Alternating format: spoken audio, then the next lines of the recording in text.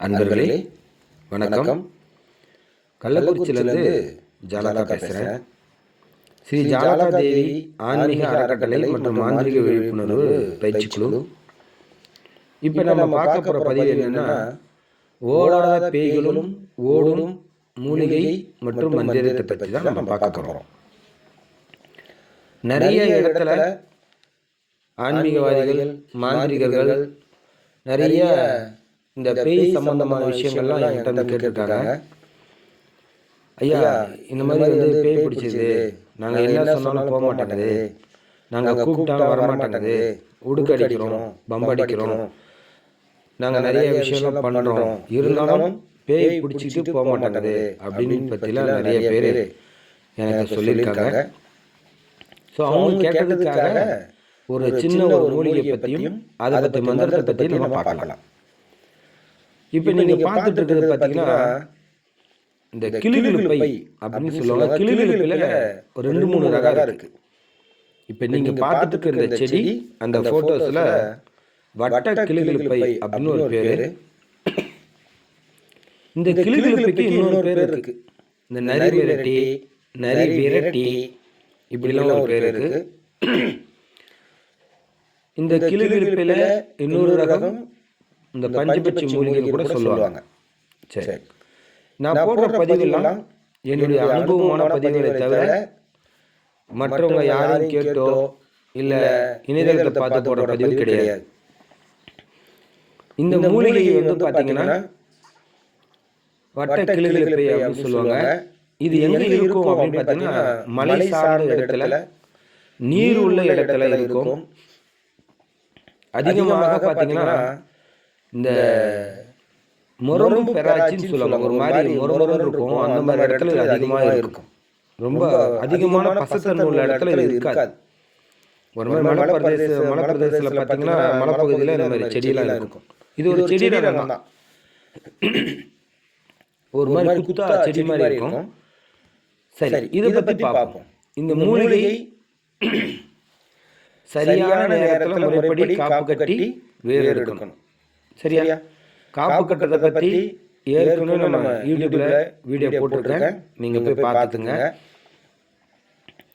இது சரியான நேரம் பச்சை அரசு நேரத்தில் காப்பு கட்டி எடுக்கலாம், அனுச நட்சத்திரத்தில் எடுக்கலாம், அதே போல பூச நட்சத்திரத்தில் எடுக்கலாம்.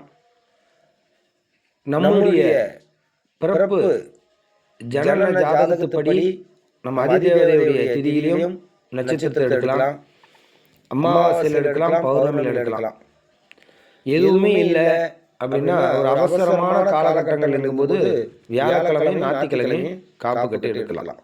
சரி, இப்படி நீங்கள் முறையாக காப்பு கட்டி இந்த மூலிகையை வட்ட கிளிகிளிப்பை எடுத்துக்கணும். ஒரு புது சட்டி, ஞாயிற்றுக்கிழமை நாளில் போய் ஒரு புது சட்டி வாங்குங்க, மண்பானை வாங்குங்க. அதில் இந்த சமூலத்தை வேறு எடுத்து வச்சுருக்கீங்க இல்லையா, இது எல்லாத்தையும் துண்டு துண்டாக கட் பண்ணுங்க. முடிஞ்ச வரைக்கும் இரும்புல கைப்படாமல், இரும்பு படாமல் இந்த வேலையெல்லாம் செய்யும். கட் பண்ண கூட இரும்பு படாமல் செஞ்சு புது பானையில் போட்டு புடம் போடுங்க. புடம் போடுறதை பற்றி நான் வீடியோ போடுறேன், அதை நீங்கள் பார்த்துக்குங்க. புடம் போட்டிங்க அப்படின்னா அதை ஃபுல்லாக எடுத்து ஒரு மாதிரி உள்ள கருகி போயிருக்கும். புடம் போட்டிங்கன்னா கருகி போயிருக்கும். ஏன் புடம் போடணும், ஏன் அதை அப்படியே எரிச்சா ஆகாதான்னு உங்களுக்கு ஒரு கேள்வி வரலாம். அப்படி எரிச்சோம்னா அது ஒரு மாதிரி பலன் வேலை செய்யும். புடம் போட்டால் ஒரு பலன் இருக்கும். அது புடம் போடுறவங்களுக்கு தான் தெரியும். சரியா? சரி, அப்படி புடம் போட்டு அதை சோரணித்து சித்தாமனுக்கு எண்ணெய் ஒரு எண்ணெய் இருக்கு, நாட்டு மருந்து கடையில் கிடைக்கும். அந்த எண்ணெயை ஊற்றி நல்லா 2.5 மணி நேரம் நல்லா அரைக்கணும். அப்படியே மை போல அப்படியே நல்லா அரையும். அரைஞ்ச பிறகு சிறிது அது கூட சைவத்தில் சேர்ந்த ஐங்கோல தைலம். ஐங்கோல தைலத்தை பற்றி நிறைய பேர் நிறைய ரகம் நிறைய விதமாக போட்டிருக்காங்க. என்னால் முடிஞ்ச வரைக்கும் ஐங்கோலத்தை பற்றி எவ்வளோ சுருக்கமாக அதில் எப்படி புரிய வகையில் சொல்ல முடியுமோ நான் சொல்லி ஒரு வீடியோ போடுறேன். ஐங்கோல தைலத்தோடு சேர்த்து, ஏன்னா சித்தாமணி எண்ணெய் ஊற்றி அரைக்கணும், அது கூட கொஞ்சமாக ஐங்கோல தைலத்தை சேர்த்துக்கலாம். சரியா? அது கூட சேர்த்து புனுகு, கஸ்தூரி, ஜவ்வாது, கோரோசனை, அர்த்தர் வாசனை திரவியங்கள், சந்தனம் கலந்த அர்த்தர் தாராளமாக போட்டுக்கலாம். இது எல்லாம் செஞ்சு நீங்க அரைச்சிங்க அப்படின்னா நல்லா மை போல நல்லா கையில் எடுத்து வச்சாலே அப்படி ஒட்டுறது தெரியும். அதுக்கு பிறகு என்ன பண்ணணும்னா இது வந்து பதனம் பண்ணி வைக்கணும். அதாவது பதப்படுத்தி அதை ஒரு குடுவையில் வச்சு அடைச்சி வைக்கணும். அப்பதான் அது வேலை செய்யும். இது என்ன செய்யும் அப்படின்னு கேட்டீங்கன்னா, இந்த மையாகப்பட்டது ஒரு செம்புலியோ அல்லது வெள்ளிலையோ அல்லது கொம்பு சிமில்ல போட்டு ஒரு புளிய மரம், அந்த புளிய மரத்தில் பார்த்தீங்கன்னா உள்ள கேப் இருக்கும். அந்த கேப்ல ஏதோ புளிய மரத்தை கொண்டு வச்சிடணும். வீட்டுக்கெல்லாம் கொண்டு வரக்கூடாது. சரியா? அப்ப அதை வரைச்சி அதை புளிய மரத்தை வைக்கலாம். அல்லது வெள்ளருக்கு செடி இருக்கு இல்லையா, அந்த செடிக்கு அடியில் கூட புதைச்சி வைக்கலாம். இப்ப நீங்க புதைச்சி வச்சுட்டீங்க, அது நமக்கு தேவை எப்பப்படும் அப்படின்னு ஒரு கணக்கு இருக்கு இல்லையா. இப்ப நீங்க பேய் ஓட்ட போறீங்க, அந்த இடத்துல பேய் வரலன்னா கொஞ்சமா அந்த போற இடத்துக்கு நீங்க கொஞ்சமா ஒரு டப்பில எடுத்துட்டு போய்க்கலாம். நிறைய நீங்க செஞ்சீங்கன்னா கொஞ்சமா எடுத்துக்கலாம், கொஞ்சமா செஞ்சீங்கன்னா டப்பாவோட எடுத்துட்டு போகலாம். எடுத்துட்டு போகும்போது முறையா நீங்க வந்து குழு வைக்கணும். என்ன பண்ணணும்? கலசம் வச்சு கீழே சக்கரத்தை போட்டு பஞ்சாச்சார சக்கரம் போடணும். மெயினான விஷயம் தான். பஞ்சாச்சார சக்கரம் போட்டு சக்கரத்துக்கு 4 திசை வந்து காவல் கட்டி அது 25 சக்கரங்கள் சூலம் போட்டு, சரியா, அதுல போட்டு வயநமசி அப்படிங்கிற மந்திரத்தை நீங்க அது எழுதிடணும். பஞ்சாச்சார சக்கரம் வயநமசி எழுதி அதுக்கு அந்த சக்கரத்துல அந்த பேய் பிடிச்சவங்க வந்து உட்கார வைக்கணும். முன்னாடி வந்து கொழு வச்சிருக்கணும். கலசம் வச்சு கொழு வைக்கணும். அதாவது பேய் ஓட்டுறதுக்கு கொழு வைப்போம் இல்லையா, அந்த மாதிரி கொழு வச்சு மேற்படி அந்த குழுவுல முறையாக குரு மந்திரம், உபாசன மந்திரம், இஷ்டதேவ மந்திரம், குலதேவ மந்திரத்தெல்லாம் சொல்லிட்டு நான் சொல்லக்கூடிய மந்திரத்தை நீங்க ஒரு 1008 நீங்க சொல்ற மாதிரி இருக்கும். மந்திரம் சொல்றேன், கவனமா கேட்டுக்கோங்க. ஓம் ரீயும் ஷீயும் ஐயும் கிளியும் சவ்வும் வயநமசி அப்படின்னு சொல்லி இந்த மந்திரம் ஜெபிக்கணும். ஜெயிச்சுட்டு ஓடாத பேயும் ஆடாத மினியும் கட்டு கடங்காத காட்டேரியும் என்னை கண்டு ஓட்டம் பிடித்தோடு சுவாகா அப்படின்னு மந்திரத்தை சொல்லணும். சரியா?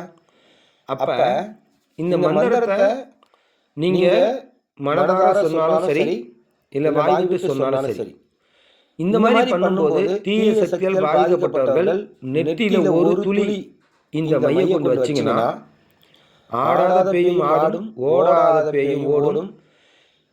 அந்த ஓடும்போது நீங்க அந்த அந்த பேய் ஆடுற அந்த நபர்கிட்ட நீங்க யாரு, என்ன ஊருங்கிற விவரத்தை நீங்க கேட்கலாம். அவங்க வந்து சொல்லுவாங்க. அதன்படி அவங்கள்ட்ட அந்த முடியெல்லாம் எடுத்து முடி அறுக்கணும். அறுத்து அதுக்கு வந்து ஒரு எலுமிச்சை பழம் பலி கொடுத்து அந்த முடியை கொண்டுட்டு போய் வேற இடத்துல ஒரு நபர்கிட்ட கொடுத்து எரிச்சிருங்க. எரிச்சிட்டு அந்த பேய் பிடிச்ச நபர்களை திரும்ப என்ன பண்ணணும்னு கேட்டீங்கன்னா, அந்த கலசம் வச்சிருக்கீங்க இல்லையா, அந்த கலசத்தை திரும்ப சாப நிவர்த்தி செய்து நீங்க அதுக்கு பிறகு அவங்க வந்து குளிச்ச மாடி, அதாவது அவங்க தாய்க்கு ஒன்று போட்டு கொடுத்துடணும். மேற்படி நீங்க சொன்ன மந்திரத்தை கூட அது தாய்க்க போட்டு அவங்க கொடுத்தீங்க அப்படின்னா கண்டிப்பாக அவங்களுக்கு அந்த ஓடுற பேய் திரும்பவும் வராது. காய்ச்சட்டை, மீ கோளாறு, பயந்த கோளாறு, இந்த மாதிரி இருக்கிறவங்களுக்கு இந்த மை வட்ட கிளிகிழிப்பு மை ஓடாத பேயும் ஓடும். இது ஒரு கை கண்ட அனுபவமான முறை. என் கூட நிறைய பேர் வந்து கலந்து உரையாடல் பேசி இதுக்கு ஏதோ வழி இருக்கான்னு கேட்டு, சரி நம்மளால முடிந்தது விழிப்புணர்வு பண்ணணும் அப்படிங்கிறதுக்காக இந்த பதிவை உங்களுக்கு நான் பதிவு பண்றேன். இது வந்து இல்லைங்க, இந்த மூலிகையில எனக்கு வரல, நான் பேய் ஓட்டி பார்த்துட்டேன் அப்படின்னு சொல்லி சொன்னா நீங்க தாராளமாக கால் பண்ணுங்க. முறையாக குரு உபாசனை வேண்டும்.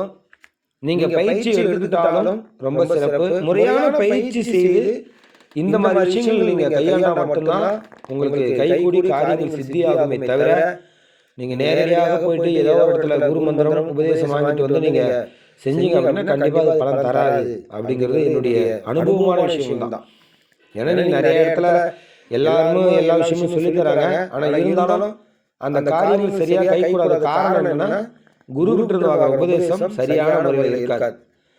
ஏன்னா குருன்னா யார் அப்படின்னா, ஒரு ஒரு ஒரு பெரிய ஒரு ஃபங்க்ஷனாக சமைக்கிறோம் அப்படின்னா அந்த சமையலில் போடுற உப்பு தான் குரு. அந்த உப்பு அதிகமாக போட்டாலோ இல்லை உப்பு இல்லாமல் சமைச்சிட்டா அந்த ஃபங்க்ஷனுக்கே வேல்யூ இல்லாத போயிடும் இல்லையா? அது போல நீங்கள் குரு சரியான ஒரு வழிகாட்டியாக இருக்கணும். அப்போதான் நான் சொல்கிற மாதிரிலாம் உங்களுக்கு பலிக்கும். குரு வழிகாட்டி இல்லாதால் நீங்கள் சுயமாக நீங்கள் ஒரு பண்ணுறீங்க அப்படின்னா அதுக்கு உங்கள் அமைப்பு பிரார்த்தம் இருந்தால் தப்பு இல்லை. இல்லாத பட்சத்தில் கொஞ்சம் கடினமாக தான் இருக்கும். முயற்சி பண்ணுங்க, கண்டிப்பாக நடக்க வாய்ப்பு இருக்குது. சரியா? தொடர்ந்து நம்ம சேனல் பாருங்க, சப்ஸ்கிரைப் பண்ணுங்க, உங்களுடைய நண்பர்களுக்கு ஷேர் பண்ணுங்க. மற்றவங்களும் இதை தெரிஞ்சுக்கிட்டோம். நிறைய பேர் மாந்திரிகள்லாம் இதை தெரியாம தடுமாறுறாங்க. அவங்களுக்கு ஒரு வழிகாட்டியா இருக்கும்னு சொல்லி நம்புறேன். நன்றி, வணக்கம். ஜெய் ஜாலக தேவி நம நமக.